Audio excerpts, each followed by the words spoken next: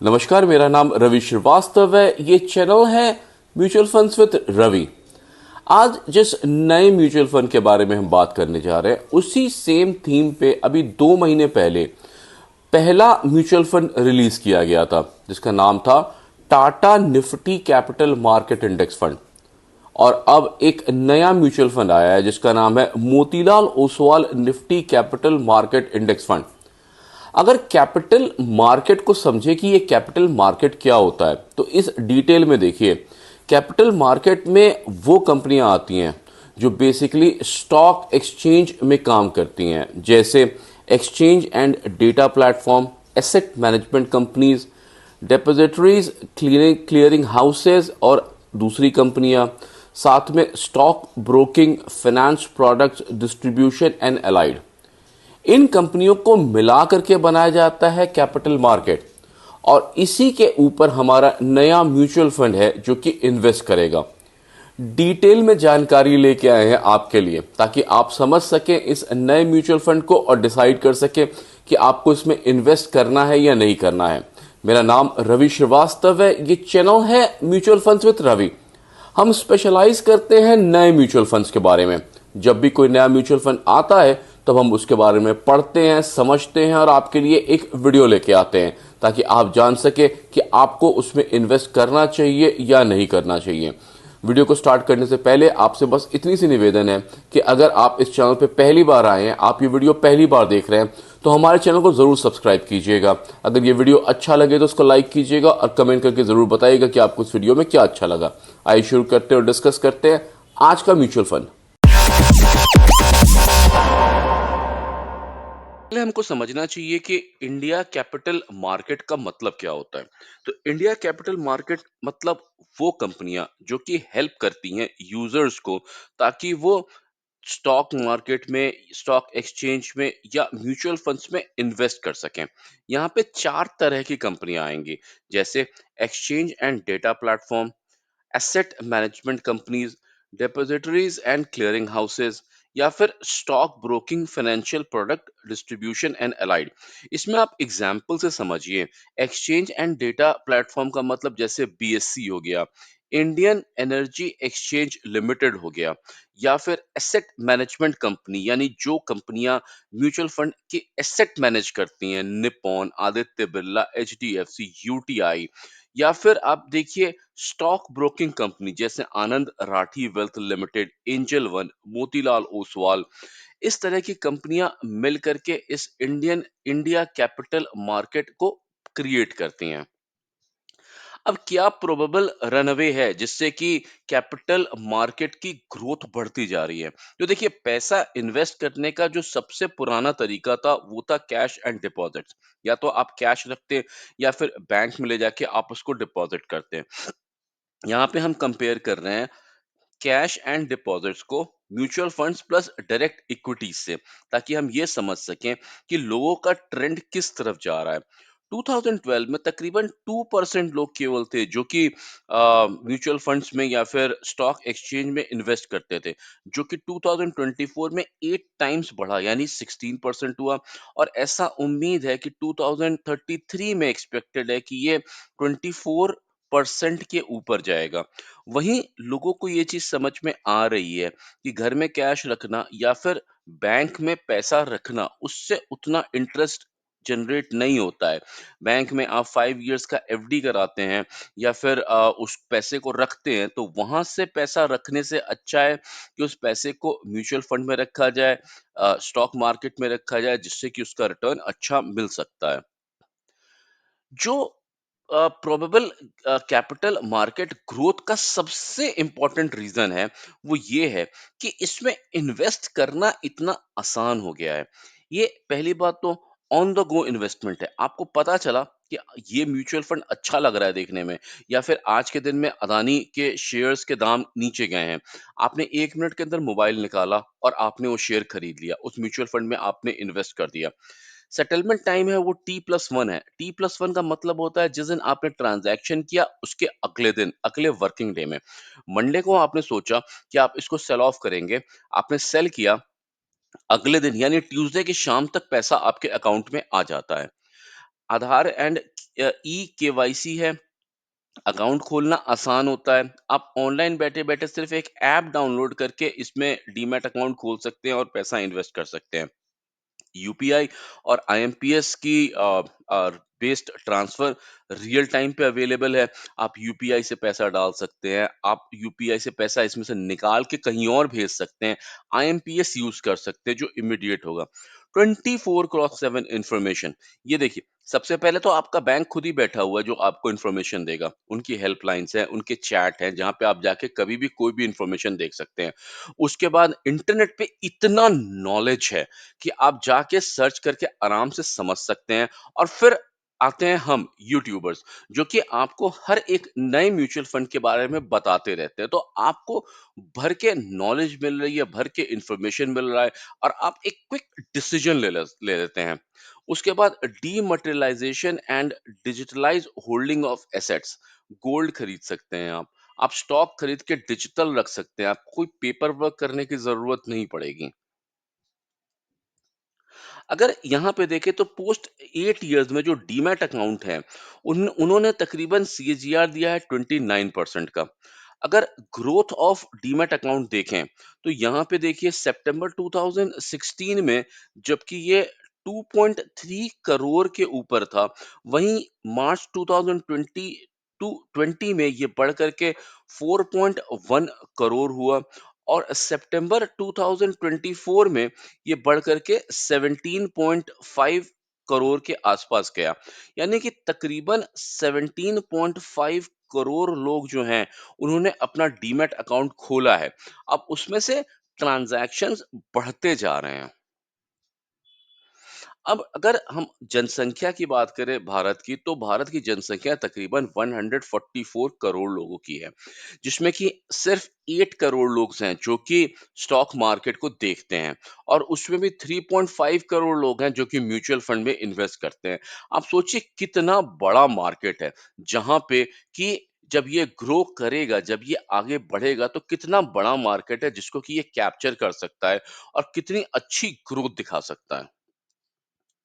अब capital market में जो पार्टिसिपेंट्स हैं उनको देखते हैं। तो सबसे पहले तो होते हैं उसमें investor, retail investor, mutual funds, pension funds.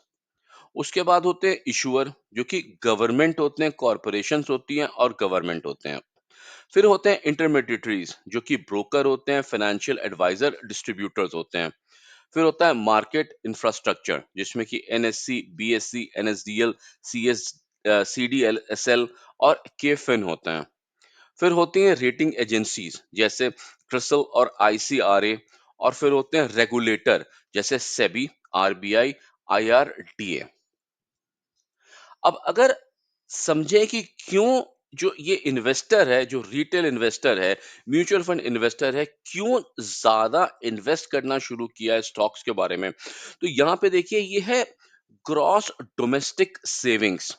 यहाँ पे देखिए जो ईयर 1997 का डेटा है, और वहां से इस डेटा को ले जाया गया है।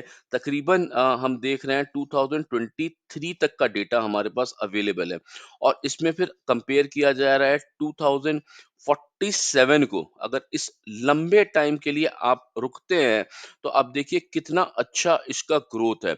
यूएसडी तकरीबन 103 ट्रिलियन की ग्रोथ यहाँ पे मिलने वाली है। डोमेस्टिक सेविंग्स जो है वो प्राइमरली बढ़ी है क्योंकि पर कैपिटा इनकम बढ़ा है, और फाइनेंशियल लिटरेसी बढ़ी है।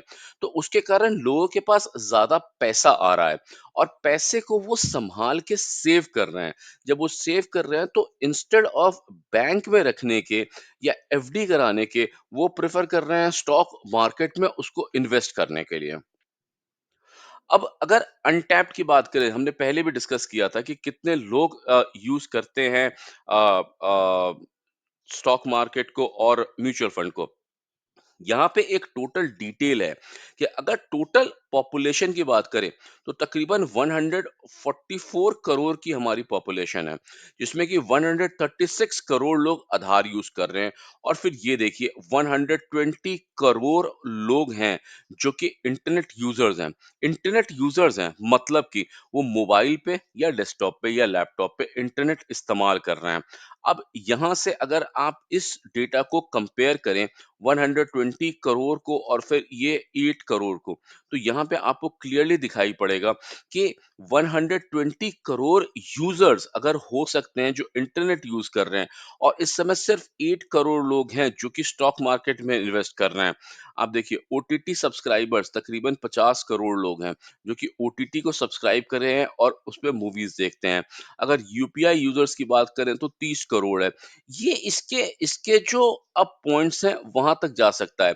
अगर मान लीजिए यूपीआई यूजर है, इसका मतलब है उसके पास बैंक अकाउंट है, वो बैंक में ट्रांजैक्ट कर रहा है, यानी इन 8 करोड़ के अलावा 22 करोड़ लोग ऐसे हैं जो कि यूपीआई यूज कर रहे हैं पर अभी तक तो स्टॉक मार्केट में नहीं आए हैं। तो इसका मतलब है कि जब ये बढ़ेगा तो ये 22 करोड़ लोग प्रोबेबल हैं जो कि स्टॉक्स में इन्वेस्ट करना शुरू करें या म्यूचुअल फंड में इन्वेस्ट करना शुरू करें। तो इसका पहला लेवल होगा 30 करोड़ लोग जो यूपीआई यूजर हैं। दूसरा लेवल होगा 50 करोड़ लोग जो कि ओटीटी सब्सक्राइबर हैं। और तीसरा लेवल होना चाहिए 80 करोड़ लोग जो कि ई कॉमर्स के यूजर्स हैं। तो ये इन तीन लेवल के लिए ये खेल सकता है और खेल करके वहां उस लेवल तक जा सकता है। अब म्यूचुअल फंड की डिटेलिंग देखते हैं। म्यूचुअल फंड का नाम है Motilal Oswal Nifty capital market index, जिसका ओपन डेट 26 नवंबर है, क्लोज डेट 10 दिसंबर है, अलॉटमेंट डेट भी 10 दिसंबर है। इसमें आप 500 रुपीज से इन्वेस्ट कर सकते हैं। एंट्री लोड तो कुछ नहीं है पर एग्जिट लोड है। अगर आप 15 डेज के अंदर एग्जिट करते हैं तो आपका 1% का चार्ज लगेगा। एनएवी 10 रुपीज का है। फंड टाइप ये ओपन एंडेड है। कैटेगरी ये इंडेक्स फंड की है। इन्वेस्टमेंट ऑप्शन इसमें ग्रोथ और आईडीसीडब्ल्यू है। इन्वेस्टमेंट प्लान इसमें डायरेक्ट प्लान और रेगुलर प्लान है। बेंचमार्क यूज करेगा Nifty capital market total return index को, और ये सूटेबल है उनके लिए जो एक लॉन्ग टर्म का इन्वेस्टमेंट देख रहे हैं। अब अगर इसके इन्वेस्टमेंट ऑब्जेक्टिव देखें तो सीधी सी बात है, बेंचमार्क यूज करेगा ये Nifty capital market total return index को, जिसको अभी हमने डिटेल में देखा है। ये एक लॉन्ग टाइम का कैपिटल एप्रिसिएशन व्यू कर रहा है। ये इसका इन्वेस्टमेंट ऑब्जेक्टिव है कि ये उन इक्विटीज में यानी उन स्टॉक मार्केट में उन स्टॉक्स में इन्वेस्ट करेगा जो कि निफ्टी कैपिटल मार्केट के अंदर में आएंगे। इस म्यूचुअल फंड के एनएफओ का जो टारगेट है वो तकरीबन 5 करोड़ रुपीस का टारगेट है कि ये पहला 5 करोड़ रुपीस इकट्ठा करेगा, उसके बाद ये स्टार्ट होगा। इसके फंड मैनेजर मिस्टर स्वप्नल हैं और मिस्टर राकेश सेठी हैं। अब इसका अगर एसेट एलोकेशन देखें तो एसेट एलोकेशन सिंपल है। 95% से 100% तक का पैसा निफ्टी कैपिटल मार्केट इंडेक्स में ये इन्वेस्ट करना चाहता है। हो सकता है 0 to 5% का पैसा ये लिक्विड स्कीम्स या मनी मार्केट इंस्ट्रूमेंट्स में इन्वेस्ट करें। अगर पोर्टफोलियो कैरेक्टरिस्टिक्स देखें इस पर्टिकुलर बेंचमार्क की, तो ये बेंचमार्क लॉन्च किया गया था सितंबर 9 2024 को। इसका बेस डेट उठाया गया है अप्रैल 1 2019 और ये सेमी एनुअली इंडेक्स किया जाएगा। रिटर्न की बात करें तो इसका रिटर्न देखिए, अभी हमने पीछे भी दो म्यूचुअल फंड्स को डिस्कस किया था और उन दोनों म्यूचुअल फंड को अगर आपने ध्यान से देखा था उस वीडियो को, तो प्राइस रिटर्न और टोटल रिटर्न नेगेटिव था, जिसको मैंने हमेशा कहा था कि इसको आप इग्नोर करिए क्योंकि हमें पता है कि नवंबर का महीना रेड गया था। देखिए ये एक ऐसा बेंचमार्क है जो इतना कैपेबिलिटी रखता है कि इस नेगेटिव टाइम में भी इसने 6.11% का रिटर्न दिया है, यानी नवंबर दिसंबर में ये पॉजिटिव होके चला है। ईयर टू डेट में इसने 58.72% का रिटर्न दिया है। 1 ईयर में ये 94.85% का रिटर्न दे सकता है और 5 ईयर्स में 32.89% का रिटर्न देने की कैपेबिलिटी रखता है। जब से बनाया गया तब से इसने 26.47% का रिटर्न दिया है, प्राइस रिटर्न, और साथ में आप देख सकते हैं टोटल रिटर्न भी। कौन-कौन सी कंपनियाँ इसके अंदर आएँगी, तो सबसे पहले इसमें सबसे बड़ा पार्टिसिपेशन जो है वो बीएसई लिमिटेड का है। 20.57% का वेटेज लेके बीएसई है। उसके बाद HDFC asset management company, multi commodities, central depository services, computer age management limited, Angel One, इस तरह से कंपनियां आएंगी और इनका वेटेज भी है।